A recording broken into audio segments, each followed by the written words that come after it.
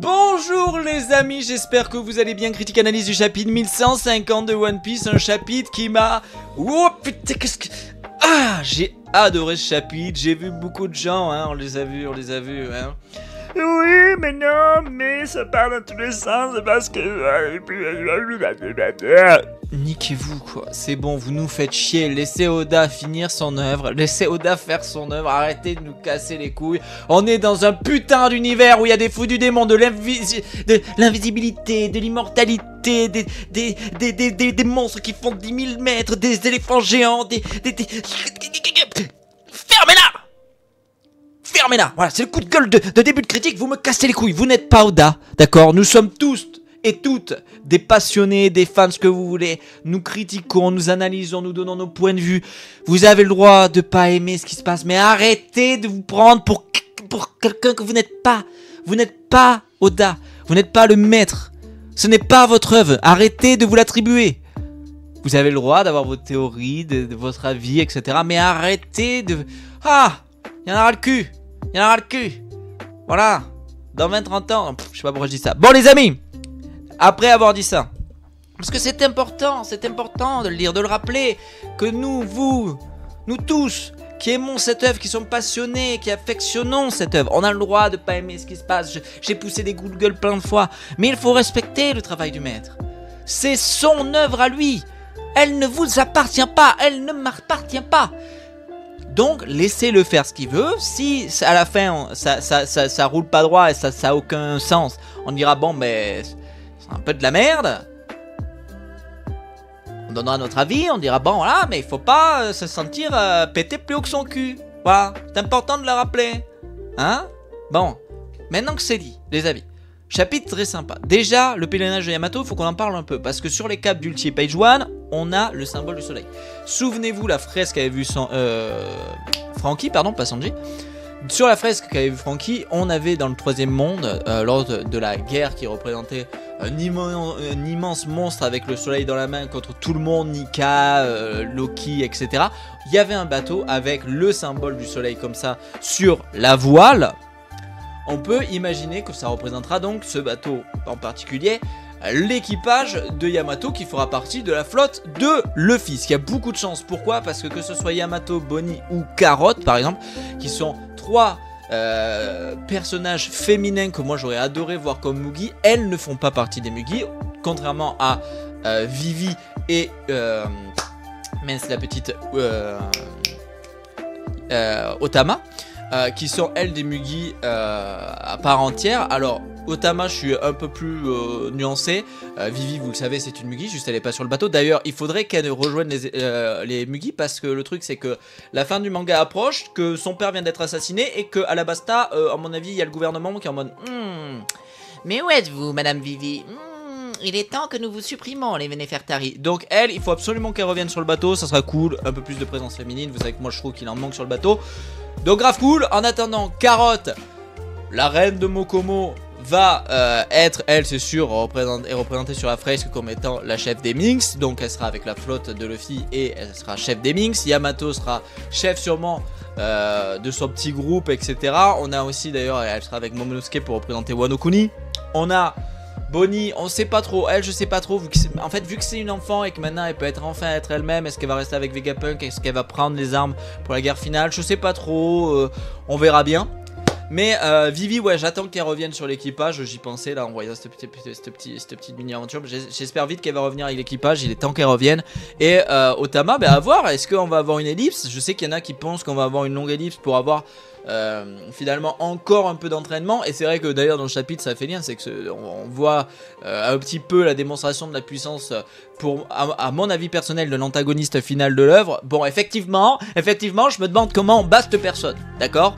Donc s'il y a une ellipse, Otama a le temps un peu de grandir et donc on aurait cette grande Kunoichi qui voulait déjà accompagner Ace qui n'avait pas pu, qui accompagnerait Luffy lorsqu'il repasserait par Wano, ce qui pourrait être très sympathique les amis. Bon, maintenant qu'on a parlé un peu de ça, passons au chapitre, les amis, passons au chapitre, parce que ce chapitre, bordel de cul de merde. Mais qui êtes-vous, Madame Imsama? Vous donnez l'immortalité comme ça? Donc nous tous, moi-même, hein, nous tous là, on était là comme ça, là, on était là entre nous, on parlait là comme ça, on connaît One Piece depuis plus de 20 ans, on est là, oh, on est là. Mais le OP no 1000 c'est de la merde. C'est de la merde. Tu peux donner l'immortalité, oui, mais tu dois mourir pour la donner. Et éveiller ton fruit en plus. Im te donne l'immortalité comme ça. Reviens ici le micro. Même le micro se casse tellement c'est choquant. Est-ce qu'on peut en parler? Est-ce qu'on peut parler de ça, les amis? C'est absolument choquant. Les pouvoirs de Im Sama, elle a des pouvoirs d'invocation, de contrat, c'est-à-dire qu'elle passe des contrats sans l'accord de... Un contrat, c'est normalement 2 parties, tu signes un contrat, tu émets une offre, l'offre est acceptée, tu signes le contrat, paf, paf, paf, paf, paf, là, même pas, c'est des contrats de soumission, c'est hallucinant, elle peut posséder des gens, c'est hallucinant. Alors, pour la possession, les amis, je pense qu'elle peut posséder les gens à qui elle a soumis ce contrat démoniaque. Elle a d'ailleurs une apparence en possédant Gunko. On la voit apparaître avec des ailes qui m'ont rappelé Stussy, qui avait elle aussi, qui était un peu une vampire, vous savez, elle est magnifique Stussy, qui avait elle aussi un peu des ailes comme ça. Mais là, on a clairement dans son visuel tout ce qui fait penser aux démons et aux enfers, avec la queue de diablotin, de diable, les ailes noires bien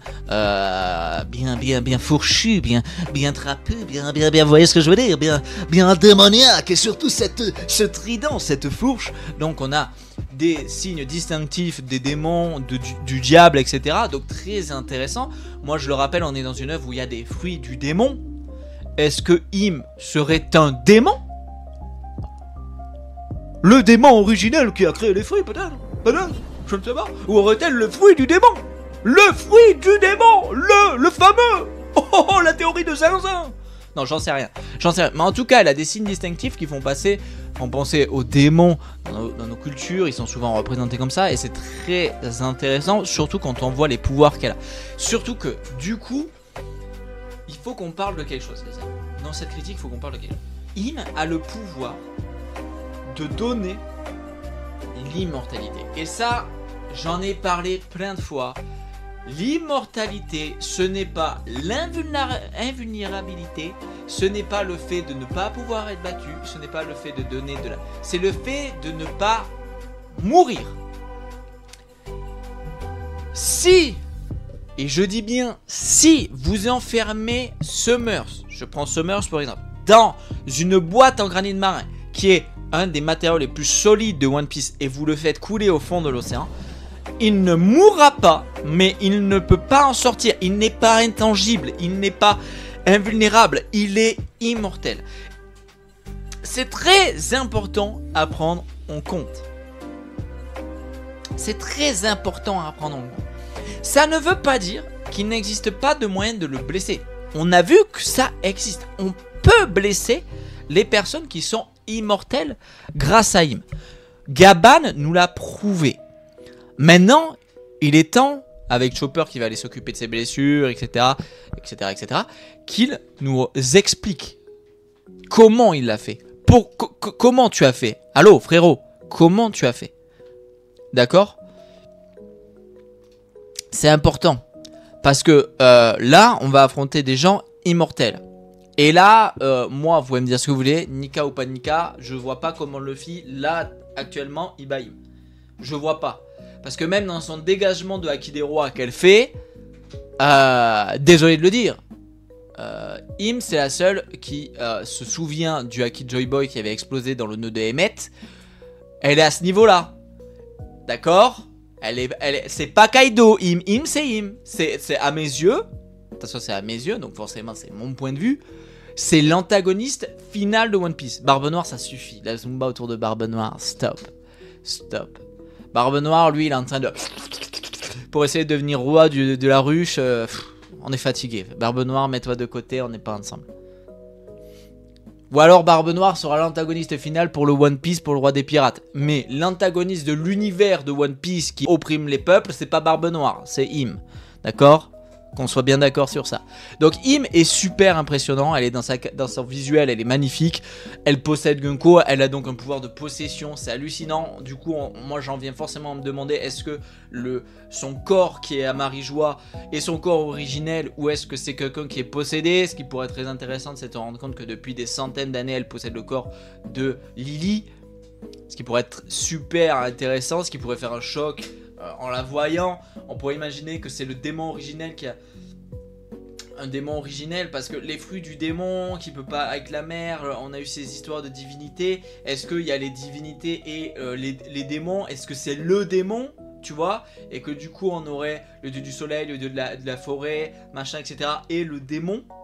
Et donc le démon, je sais pas trop où me placer sur ça, tu vois. Je sais pas trop ce qu'elle est. Pour l'instant, je peux pas le dire, on n'a pas cette information. Mais elle est quelque chose d'exceptionnel. Im est quelque chose d'exceptionnel. Exceptionnellement mauvais pour les peuples de One Piece, mais c'est exceptionnel. Elle dessine des sorts d'Orichalque avec sa fourche, et du coup, elle invoque des canons qui peuvent tirer sur les géants. Elle a un fluide royal absolument lunaire. Elle peut donner l'immortalité. C'est absolument, mais c'est fumé.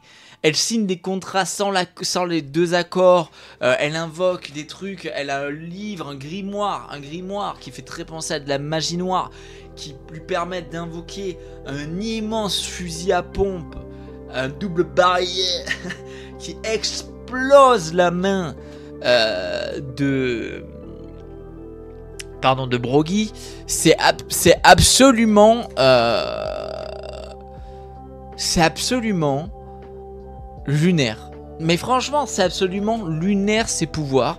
Le Domi Reversi qui transforme en démon, qui permet du coup de rendre immortels ceux qui sont atteints par cette attaque, de faire grandir, de rendre encore plus immenses les géants, qui leur donne... C'est absolument lunaire. C'est absolument lunaire. Et comme je le disais, l'immortalité que donne Im est absolument broken. Parce que nous, ce qu'on connaissait, c'était l'OP-Nomi, qui était le fruit le plus recherché à 5 milliards de berries, qui à son éveil, oui, tu donnes l'immortalité, mais le possesseur se sacrifie. Donc il y avait un contre-coup. Là, mais il y en a zéro. Alors si, il y a un contre-coup. C'est que tu deviens immortel, c'est vrai, mais tu perds la tête. Parce que là, on peut imaginer, ce qu'on peut imaginer, c'est que ce qu'elle a fait à Dory et Brogy, les amis, elle a fait ce qu'elle a fait à Gunko. C'est-à-dire quand elle te Domi Reversi, bon, elle te demande pas ton accord, hop, t'es possédé, c'est super, t'es devenu un diablotin. Le problème, c'est qu'ils ont pas du tout le même visuel que les chevaliers divins. Parce que là, on est vraiment sur des bêtes, hein. Ils ont des dents, ils ont les cornes, des bêtes démoniaques, hein. On n'est pas... Mais on peut s'imaginer ça, tu vois. D'ailleurs, il faut parler de la case où les yeux de Brogy ressemblent beaucoup à Big Mom. On a un peu ce lien parce que Big Mom... avec son fruit, rappelez-vous à Wano, dans les dessins, Oda avait fait ça, lui faire les yeux qui fument et tout. Donc est-ce qu'on est sur des pouvoirs qui sont liés, tu vois? Et du coup on pourrait imaginer que imaginons, théorie fumeuse, mais imaginons, si Im est le démon originel, d'accord? Et que il s'est passé X ou Y truc et de lui, paf, tous les fruits du démon. Peut-être que les pouvoirs des démons les plus proches des siens, c'est le fruit des ténèbres, parce que les ténèbres c'est absolument broken, tu vois, tu pourrais imaginer ça. Tu pourrais imaginer le fruit de l'âme de Big Mom, tu vois, parce que ça joue sur l'âme en fait, le truc de Im là, tu vois, ça joue sur l'âme des gens. Elle sans te demander, elle te brouille, elle te fait passer d'une réalité à une autre, parce qu'on voit réellement qu'elle les fait changer de réalité, elle le fait ressortir, ou alors est-ce que ça joue sur son, est-ce que son pouvoir pourrait jouer sur le côté sombre du cœur des gens, et du coup, paf, t'es là, t'es du bon côté, c'est ton humanité, puis elle te reverse et paf, c'est toute ta haine qui ressort, tu vois. Je sais pas trop, c'est hyper compliqué et complexe à imaginer, mais c'est un pouvoir absolument lunaire, parce que quand on voit comment les géants deviennent encore plus immenses qu'ils ne l'étaient à la base, ils obtiennent des ailes, est-ce qu'ils peuvent voler, ils obtiennent donc de la puissance encore plus grande physiquement, quand on voit ce qui se passe, parce qu'il y a le pouvoir de Killigam où on se rend compte que à l'infini, lui il peut les ramener, hein. Lui déjà que c'est complètement broken, c'est absolument lunaire. Les forces des chevaliers divins et de Im et des siens, c'est absolument lunaire. Faut vraiment que les gens réalisent ça. Donc absolument lunaire. La violence de la case où elle explose la main de Brogy, ça va être choquant en animé. Moi je trouve ça trop cool. Je trouve que c'est bien. On voit que Summers, bon bah du coup comme prévu, arrive à se reconstituer. En même temps, est-ce que vu que Gaban s'est fait blesser, est-ce qu'on pourrait estimer que est-ce que c'est un pouvoir actif? En fait c'est ça qui est, c'est ce que je vous dis, c'est qu'on ne sait rien. C'est ce qui est fort avec One Piece, c'est que nous on voit, on s'extasie, mais on sait rien. Parce que est-ce que c'est lié à Gaban? Tu vois c'est ça que je veux dire. Est-ce que si l'attaque de Gaban qui permet de découper Summers, si c'est lié à son haki ou du haki des rois, j'en sais rien. Est-ce que il faut que Gaban soit activement censé, tu vois, en bon état mental, focus sur la blessure pour que ça reste actif? Est-ce que c'est un truc qui s'écoule avec le temps et donc le Summers peut se reconstituer? Est-ce que c'est parce que Gaban a été blessé qu'il peut se reconstituer? Enfin tu vois, c'est un truc de fou. Non mais ce chapitre est trop cool. D'ailleurs on peut voir encore, et ça c'est vrai, mais Robin dans le chapitre on la voit qui essaye de s'enlever les ronces de Summers, parce que il faut qu'elle doit faire quelque chose. Elle peut pas rester ligotée de la sorte pendant que Ohara brûle une nouvelle fois. Vous le savez, moi je trouve ça horrible. Je le dis, Jarl va te faire foutre. Je trouve ça absolument lunaire. Je suis désolé, mais Vegapunk le disait, les recherches d'Ohara, c'était les recherches les plus poussées, c'était les plus grandes recherches archéologiques, scientifiques, ce que vous voulez. Sur l'histoire de l'humanité, les brûler pour un groupe de gamins, moi je suis désolé, j'en démords pas, et je pense qu'il faut vraiment comprendre que là, ce que vit Robin en voyant ça, c'est absolument... Elle doit souffrir d'une violence intérieurement. Et j'ai hâte parce que on a aussi cet aspect là, c'est que, souvenez-vous, c'est que Robin c'est l'enfant du démon, elle a cette apparence de démon. Est-ce qu'on va avoir Robin contre Im?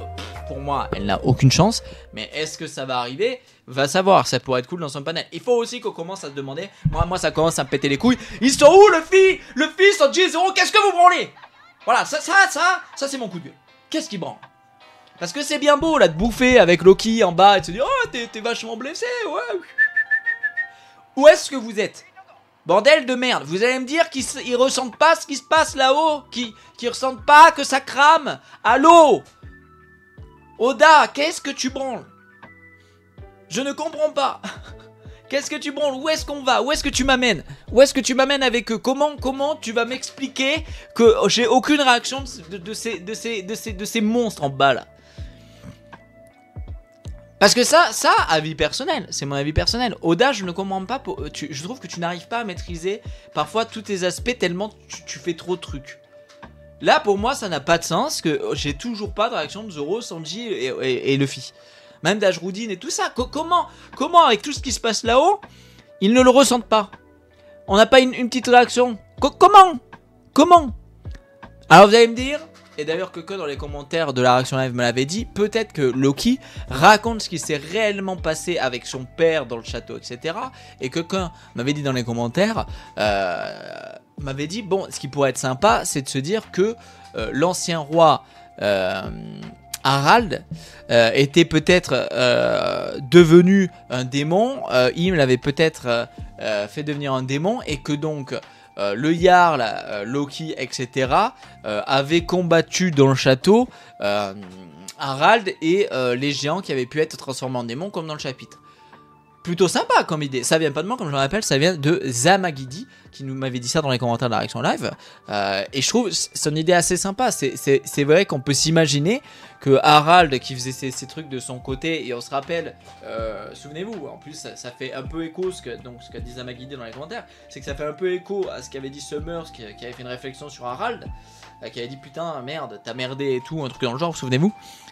C'est quoi? Peut-être que en fait Harald a refusé les avances de Im, les avances des chevaliers divins, et que Im a pété un plan. Elle a dit bon bah tu me casses les couilles, hop, contrat, domo reversi, et puis hop, amusez-vous, tu vois. Et que du coup expliquerait la réaction de Jarl, qui est pas du tout à la fin surpris, tu vois, qui est là en mode il est stationné, le mec, il est là, il est en place, et il est en mode bon, les gars, on ne dit pas à un guerrier de s'enfuir. Voilà, les gars, un guerrier il se bat, hein. Et ce qui est drôle, c'est, tu vois, c'est que tu vois le Boog, plus de 400 ans, le mec, il est là. Il est là, le mec. Il a une épée dans la tête. Le mec, il est là. Sur les guibolles. Et il est là en mode. Ça ne se fait pas de dire à un guerrier de s'enfuir. La case du dessus, t'as des gens qui sont en mode. Du coup, ça me fume de rire. Mais est-ce qu'on va voir sa puissance? Parce que la réalité, c'est qu'on sait pas à quel point elle est puissante. Parce que je suis désolé de le dire. Mais alors là, c'est des échelles de puissance, ça va être intéressant. Pour moi, je vais dire quelque chose. La seule fois où j'ai vu ce Boog combattre, réellement, il s'est fait péter la gueule par Big Mom enfant. Le problème, c'est que c'est Big Mom. Et que Big Mom, c'est Big Mom. Alors, mais elle était enfant. Alors, est-ce qu'il est puissant, le Boog? Bah, je pense pas. Et je pense même qu'il est clairement pas assez puissant pour se battre contre Dory et Brogy, les géants transformés avec le Domi Reversi de Im. Clairement pas. D'accord? Donc, à voir comment ça va se passer. Pour moi, là, il faut voir ce qui va se passer. Parce que, est-ce que vous pensez que Luffy, Zoro et Sanji seuls avec Loki peuvent battre ces mecs-là? Avec le Jarl. Est-ce que vous pensez qu'ils peuvent le faire? Parce que dans tous les cas, Im, là, elle a pris possession de Gunko. Et donc, il y a tout cet aspect, elle peut prendre possession. Le seul manière, et ça c'était l'eau, et souvenez-vous, on a parlé du Ope-Ope-Nomi, du pouvoir de Im. La seule manière de contrer un pouvoir, c'est le haki. Est-ce que Luffy va dégager un tel haki dans cet arc que ça va libérer la possession de Imu? Et dans ce cas-là, ça serait pas le démon originel, mais ça veut dire que ça viendrait d'un fruit, etc. Le fruit du démon. Le fruit du démon. J'ai le fruit du démon. Ah, ça pourrait être quelque chose en vrai. D'ailleurs, en parlant de ça, je crois qu'on peut faire un lien avec Impel Down, où il y avait un mec qui disait qu'à Impel Down, parfois tu pouvais sortir si tu devenais des trucs un peu bizarres. Enfin, il faudrait que je me renseigne sur ça. J'aurais dû le faire avant la critique, mais je crois qu'il y a un truc comme ça. N'hésitez pas à me le dire si vous vous souvenez de ça. Je crois que ça vient de me revenir en tête. Je crois qu'à Impel Down, il y a un truc où il y a un gardien, ou je sais plus si c'est les marines qui disent ça, mais il y avait un truc du genre, ouais, tu peux sortir d'Impel Down, mais que si tu fais un truc, je sais plus quoi, ou je crois qu'il y a un truc, il faut que je me renseigne. Bref, je vous mets ça là, renseignez-vous, mais il y a un truc bizarre avec Impel Down qu'il faut que je redise. Mais ouais, donc pour revenir à ça, donc est-ce que Luffy pourrait arriver en mode Nika, hop, tu vois, en mode oh, et libérer les peuples opprimés, parce que là on est même les peuples possédés, ouais. Et dégager énormément de haki pour permettre la libération de la possession de Im et contrer le Domi Reversi. Ça pourrait être sympa, ça pourrait faire un lien. Et ce qui est très drôle, c'est que c'est Law qui l'avait dit en se battant contre Barbe Noire avec le pouvoir de Dokyu. Donc ouais, il faut chercher, il faut que nous, dans nos têtes, en tant que passionnés, que fans de l'œuvre, il faut qu'on cherche des possibilités, des qu'est-ce qui va pouvoir se passer. Mais voilà, c'est vrai que moi, mon seul petit coup de gueule, c'est ça, c'est que malheureusement, je trouve qu'Oda a parfois du mal à... Il y a tellement de choses qui se passent, à tout me représenter. Et c'est vrai que des fois, c'est ça qui me frustre. Je me dis, mais merde, comment là, Luffy, Zoro, Sanji réagissent pas? Et encore plus Sanji, parce que Sanji, on sait que c'est celui des trois qui a le haki de l'observation le plus à vif, tu vois. Donc... parce que là, sa Robin-chan, elle est en danger, hein. Nami, elle est en danger, tu vois. Et t'as pas les réactions...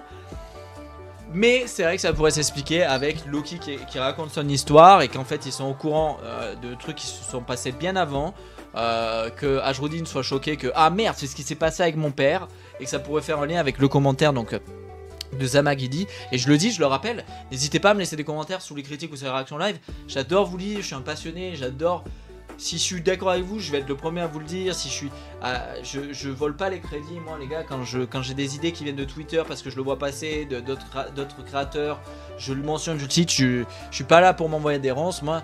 Je suis là juste pour parler avec vous de One Piece. Donc faites-le vraiment parce que ça m'intéresse de vous lire si c'est censé, si c'est posé et que moi je suis le premier à apprécier vous lire. Et à vous citer d'ailleurs si je trouve ça intéressant et objectif. Et pour finir, donc comme je le disais, on va vite fait parler d'un truc les amis. C'est l'OPOP Nomi. Est-ce que le OPOP Nomi et quand on voit ce pouvoir, est-ce que le OPOP Nomi a du sens en fait? Moi je pose la question parce que quand tu as dans le monde une personne comme Im et qui est qu'on le veuille ou non une personne absolument lunaire, elle s'assoit sur le trône vide, elle dirige le monde dans l'ombre, c'est quelqu'un d'absolument lunaire. Et en quoi le OPOP Nomi, son éveil est fort? Je pose la question parce que on est là en présence de quelqu'un qui a un pouvoir beaucoup plus... qui dans son pouvoir possède aussi le fait de donner l'immortalité, mais il n'y a pas de contre-coup. Au contraire, il n'y a que des avantages. Le OPOP Nomi, c'est un pouvoir, moi j'adore l'eau, vous le savez, c'est un de mes persos préférés. D'ailleurs, que va-t-il advenir de lui? Parce que son équipage c'est fini, son aventure elle est finie. Il ne deviendra pas roi des pirates, il s'est confronté à Barbe Noire, c'est fini. Sur la route de cet objectif-là, Barbe Noire l'a battu. Donc l'eau c'est terminé, game over, mais Beppo l'a sauvé. Donc qu'est-ce qui va devenir de lui? Est-ce qu'il va retrouver Luffy? On va voir. Mais le OPOP Nomi, outre tous les aspects avec la room, de son éveil et tout, qui est grave cool, moi je trouve que c'est un pouvoir absolument dantesque et j'adore ce pouvoir. Donner la vie éternelle via ce pouvoir-là, via ce fruit, te coûte ta vie. C'est un sacrifice. Tu sacrifies ta vie pour rendre quelqu'un immortel. J'ai parlé de Big Mom dans ce chapitre. Big Mom pouvait prendre la force, les âmes des gens pour rajouter... En fait, elle était immortelle. Elle n'était pas intuable, mais dans soi, elle ne pouvait ne pas mourir, vu qu'elle avait juste à voler l'âme des gens pour gagner de la vie, en fait. Des années de vie. Donc elle avait une forme d'immortalité. Tu vois ce que je veux dire? C'est que des formes d'immortalité, on en a déjà vu dans One Piece. Mais Im, c'est lunaire. En te donnant un contrat où tu n'es pas obligé d'être d'accord. Dans la vraie vie, quand on te propose un contrat, si tu le signes, c'est que tu es d'accord. Sinon, tu le signes pas. Ton contrat, il est pas valide. Là, non. Non. T'es pas d'accord. Elle s'en bat les couilles. Le contrat, hop, c'est fait. Et c'est absolument lunaire. Pourquoi? Parce que, les amis, parce que, les amis, elle fait ce qu'elle veut. Et en te faisant signer le contrat, elle peut te posséder. Parce que Im n'est pas là. Im n'est pas là. C'est pas Im qu'on a devant nous. C'est Gunko qui est possédé par Im. Elle est dans sa tête. Tu vois, elle la possède. Donc elle peut te rendre immortel. Pas invulnérable, juste imbutable. Et je vais pas revenir sur ce que je pense, vous le savez, mais voilà. Tu ne peux pas mourir. Elle peut te rendre, on le voit visuellement. Elle te prend une apparence démoniaque. T'as des ailes, des cornes, des dents de démon. T'es 4 fois plus grand. Pour des géants, c'est hallucinant lunaire. Qu'est-ce que c'est que ce pouvoir de zinzin? Et du coup, à quoi sert le OPOP Nomi? Tu vois ce que je veux dire? Moi, c'est ça. Là, j'ai une déception, c'est pour le OPOP Nomi. C'est que du coup, à quoi ça sert? Parce que moi, à la base, je me disais, ouais, les chevaliers divins, les doyens, il y a eu l'OPOP Nomi, ils l'ont fait éveiller, et puis paf, ils ont rendu les gens immortels, tu vois, avec l'OPOP Nomi. Mais non! Et je me disais même, ouais, du coup, l'OPOP Nomi, l'eau, il va avoir un sens parce que, en tant que chirurgien, il va pouvoir retirer l'immortalité, tu vois. Tu sais, tu partais dans ce genre de délire. Mais vu qu'il se passe ça, vu qu'on a Im qui est toute puissante, comment on s'en sort? Comment on s'en sort, les amis? Bon, et pour finir, et ensuite je vous laisserai, et n'hésitez pas comme d'habitude à vous abonner, à mettre votre meilleur pouce bleu si vous avez aimé la critique, et surtout à me dire dans les commentaires ce que vous avez pensé de la critique et de mon avis, mes avis. Il faut bien comprendre que Im ne veut pas détruire Elbaf, elle veut gouverner Elbaf. Et comme elle dit, c'est donc ça la puissance d'Elbaf, pas mal du tout. Et effectivement, on le savait déjà que les géants étaient un peuple absolument dantesques et puissants de base par nature de via leur constitution. Il faut bien se rendre compte que, je le dis en rigolant, mais oui, effectivement, c'est Big Mom mutant qui a dégommé les Jarls de 400 piges et qui en a buté un. C'est Big Mom, d'accord. Beaucoup de personnes n'arrivent pas à réaliser qui sont qui. Hein. Là, c'est Im, hein. Dragon, tout ça, vu qu'on les voit peu et tout, Shanks, vu qu'on les voit peu, c'est vrai que quand on les voit faire passer à l'action, on fait waouh. Ouais, mais parce qu'en fait, il faut surtout se rendre compte de qui est qui. Dans l'univers de One Piece, il y a des gens, tu vois, on est tellement à une échelle de l'histoire que par exemple, ce con de, comment il s'appelle, merde, je sais pas, je vais prendre un truc à la con, je sais pas, Mr. Free.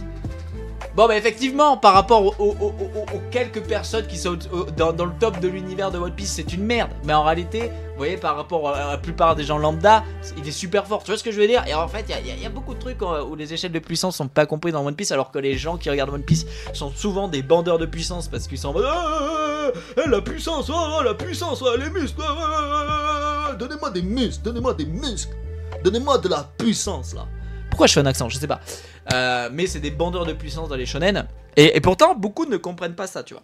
Donc là, c'est vrai que quand tu vois Im et que tu vois ça, tu comprends pourquoi elle veut soumettre le peuple d'Elbaf. Et en même temps, tu te dis forcément, attends, ton objectif, c'était de, via la pression sur les gamins, supprimer l'école, la bibliothèque, tout ça, les soumettre en tant qu'esclaves mercenaires. Alors qu'en fait, t'as juste à te ramener, tu leur fais signer des contrats et t'as des démons géants. Du coup, je comprends pas. Je suis en mode, mais pourquoi?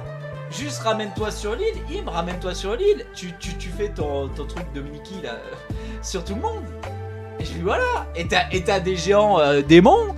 Mais en fait, non. Pourquoi elle veut pas? C'est parce que elle veut pas le détruire. Elle veut que le pays tourne, qu'il y ait une économie. Elle veut des richesses, que ça remonte jusqu'à elle. Dominer le peuple, que ça se fasse dans l'ombre. Enfin, tu vois ce que je veux dire? Donc c'est super intéressant. C'est un chapitre incroyable. Im, j'ai hâte de voir ce qui va se passer parce que en étant dans Gunko, est-ce qu'on va réussir à libérer Gunko? Tiens, ça c'est une vraie question. Qu'est-ce qui va advenir de Gunko par exemple? Parce que Summer tout ça machin mes couilles, mais Gunko, qu'est-ce qui va advenir d'elle? Parce que Gunko, il y a clairement un traitement. Mais en fait, la critique analyse s'arrête pas. On continue. Mais oui, on continue les amis. La critique analyse elle continue. Elle continue mon frère. La critique analyse elle continue mon frère. Elle continue. Gunko.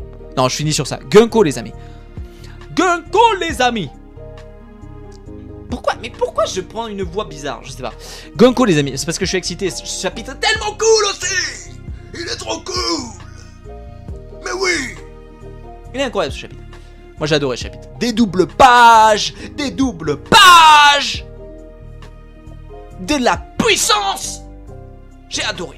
Non mais Gunko, vu qu'on a fait un lien avec Brook, sa fille, pas sa fille, on parle pas de ça. Mais elle a un lien avec Brook. Donc Brook va sûrement vouloir la libérer. Qu'est-ce qui va se passer? Est-ce qu'on va réussir à la libérer? Et si on la libère, qu'est-ce qui se passe? Est-ce qu'elle va retrouver sa mémoire? Si elle retrouve sa mémoire, comme on a vu que c'était en train de se passer avec Brook, hein, avec les cris des gamins, de Ronja, tout ça, et de Coron. Qu'est-ce qu'on fait de Gunko? Elle rejoint l'équipage? Est-ce qu'on se dit ça? Non mais c'est vrai les amis, est-ce qu'on se dit ça? Est-ce que Gunko peut rejoindre l'équipage? Est-ce qu'elle peut être, ça peut être beau finalement, une des personnes les plus opprimées, parce que finalement, c'est pas possible que Gunko, enfin, j'ose à peine imaginer que Gunko, si c'est la fille de Brook ou la fille d'une amie de Brook, ou j'en sais rien, vu qu'elle est possédée, moi j'ose, et qu'on voit que Im lui a fait oublier sa mémoire, ses souvenirs. Donc elle est clairement sous le joug de quelque chose. Donc s'il faut, c'est une putain de bonne personne, Gunko. Tu vois ce que je veux dire? Est-ce que le fille, Brook, etc., est-ce qu'on va la libérer? Et si on la libère, qu'est-ce qu'elle va devenir? Est-ce qu'elle devient une Mugi? Non mais vraie question, tu vois. Je suis obligé, tu vois, là ça me vient en tête de coup pendant la critique. Je comptais la conclure, je pensais avoir parlé de tout ce que je voulais parler. Mais d'un coup je passe à Gunko. Qu'est-ce qu'elle va advenir? Qu'est-ce qu'elle va advenir? Les amis! Je m'arrête là les amis. Beaucoup trop de cris, beaucoup trop d'excitation, beaucoup trop de 33 minutes, ça fait très longtemps que j'ai pas fait de critique aussi long. Merci à tous ceux qui seront allés jusqu'ici, n'oubliez pas de lâcher votre meilleur pouce bleu. Fallait que je refasse une voix, j'ai fait beaucoup trop d'accents de voix, le mec a pété un plomb, ce grédé. Mais j'adore moi où on va dans One Piece, j'ai adoré ce chapitre dans la violence des cases. Im, qui es-tu Im? Qui es-tu? qui es-tu? Voilà, qui es-tu? Sachant qu'en ce moment, mais pourquoi t'appelles à l'aide? En fait, pareil, pourquoi t'appelles à l'aide? Au pire, fais tous les dragons célestes. Ah, tu les fais devenir des démons, ils combattent Dragon. Qui est Dragon? Putain, mais ça, pareil, quelle dinguerie de se dire que dans cet univers qu'est One Piece, Dragon, je sais pas du tout ses pouvoirs. Je sens que ça n'a encore rien vu. Il reste tellement de choses à voir, Oda. Merci pour cet univers qui est absolument dantesque. Et je ne me plaindrai pas. Bon, bah, ok, pour l'instant, je ne connais pas les pouvoirs de Dragon, mais bordel, découvrir ceux de Im, c'est un bonheur absolu. Et c'est absolument lunaire comment elle est puissante et comment elle en a rien à foutre parce que elle a géré la situation d'une facilité déconcertante. Les amis, comme d'habitude, pensez à mettre votre meilleur pouce bleu, ça soutient la chaîne, ça soutient la vidéo surtout, hein, ça permet qu'elle soit plus mise en avant auprès des autres passionnés et fans de l'œuvre. Merci d'avoir suivi la critique jusqu'ici. Dans la description, le lien du Discord de la chaîne Twitch, n'oubliez pas, je stream à peu près tous les jours sauf les dimanches. Donc n'hésitez pas à nous rejoindre. Je vous fais de gros bisous, prenez soin de vous et des vôtres. Abonnez-vous, je vous mets de quoi vous abonner ici et une vidéo juste là. Abonnez-vous, prenez soin de vous et des vôtres et on se retrouve très vite pour le chapitre 1151. Et n'hésitez pas dans les commentaires à me dire ce que vous avez pensé de ma critique et de mes avis. Ciao tout le monde, prenez soin de vous et des vôtres. Ciao ciao, bye bye.